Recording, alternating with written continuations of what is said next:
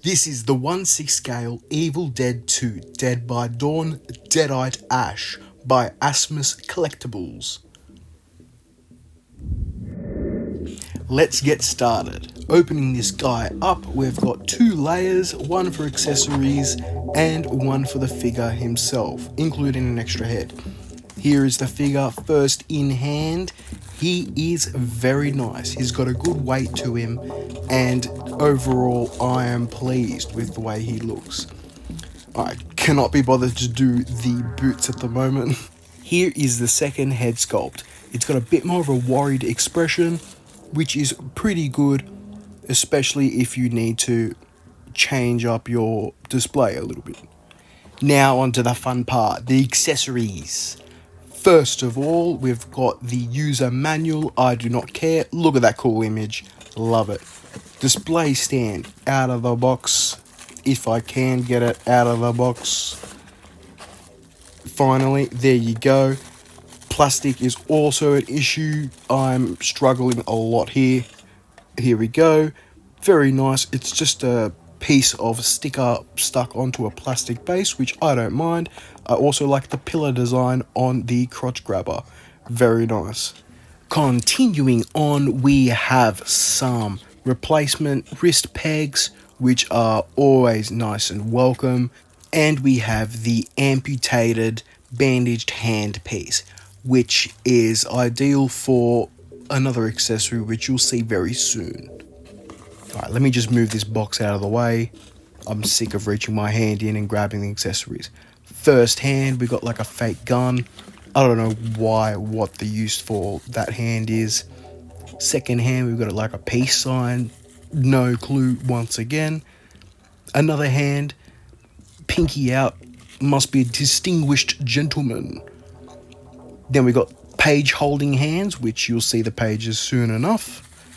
This is a semi-booby holding hand, but in fact it's for the axe, which you'll see again further in. Just drop something there, whoopsies. There's another axe holding hand for the base. Alright, speaking of, here is the axe. It looks nice and rusty. It's got some nice weathered paint on it. As you can hear, it does not sound very nice on the nails. Next accessory, and my favorite one, is the middle finger hand. It is just a big fuck you, which goes in hand with the bandaged hand piece. Next one is Linda's necklace. I don't really like this accessory. It is very restrictive, not much character to it. And finally, the Necronomicon pages. I'll be opening this soon, so you'll see the pages in better detail. But so far, so good. Time to have a look at its posability. First, quick glance at the head. It is very, very well painted. His head is on a ball joint, so you do get your full 360 maneuverability, which is very good.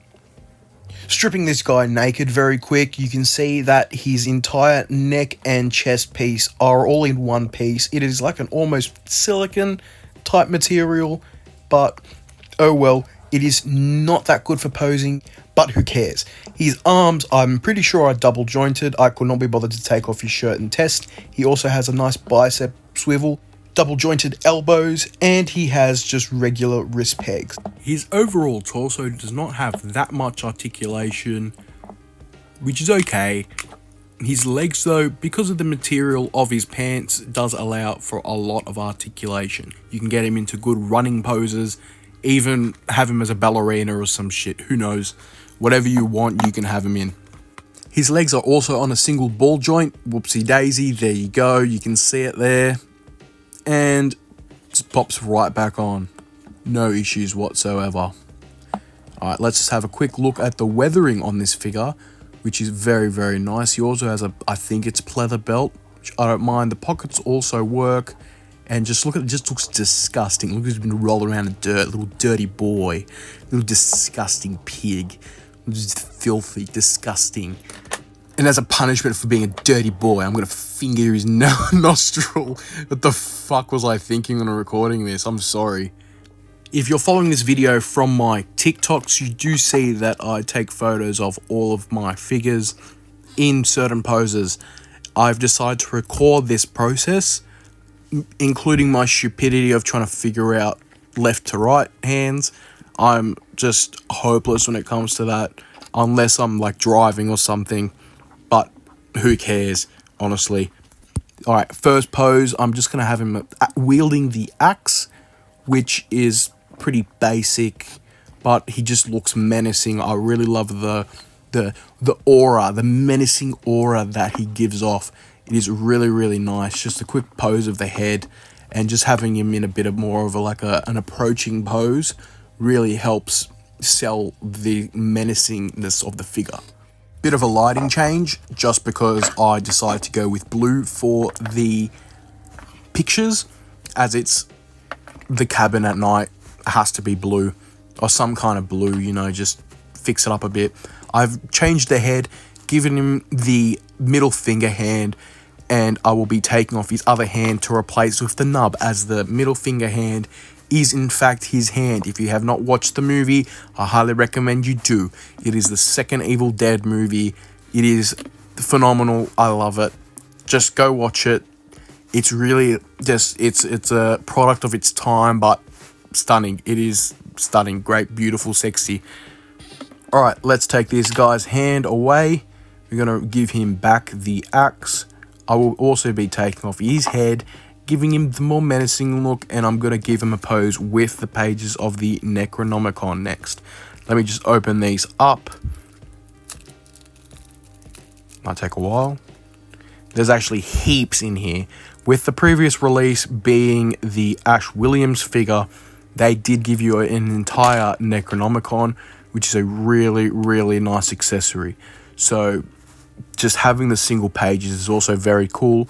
You can actually properly read them if you were some kind of weirdo Satanist or whatever, but who cares?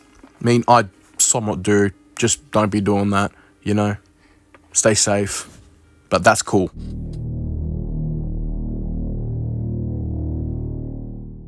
I give this release an 8 out of 10.